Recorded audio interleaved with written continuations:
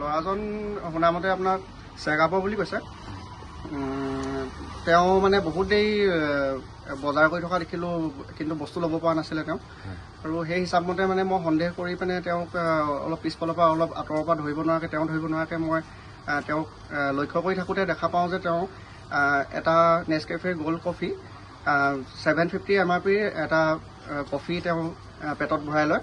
আৰু সেইমতে মই নিজে তেওঁক লগতে তেওঁ দুজন আছিলে, সেই দুজন তেওঁক ধৰোঁ মানে তেওঁলোক পলাবলৈ সক্ষম হয়, কিন্তু তেওঁলোকক মই নাপালোঁ। কিন্তু এজনক ধৰি মই আমাৰ ষ্টাফ লগতে থানাত এনেকৈ কৰি জনাই তেওঁক এতিয়া থানালৈ লৈ যোৱা হ'ল। ল'ৰাকেইজন পূৰ্বতে আহিছে নেকি ইয়াত? তেওঁৰ লগত যি দুজন আছিলে তেওঁক দেখিছিলোঁ, কিন্তু এওঁক প্ৰথম দেখিছোঁ ইয়াত।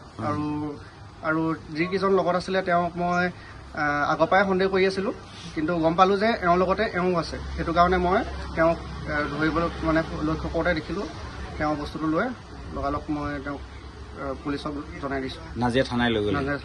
ল'ৰাটোৰ নাম কি জানে নেকি? ল'ৰাটোৰ নামটো বাস্তৱ বুলি কোৱা শুনিছোঁ। বাস্তৱ কোন জেগাত ঘৰ? শিৱসাগৰ চেগাপাৰ। কিমান বয়স হ'ব গম পাইছে নেকি? 22 বছৰ। 22 বছৰ।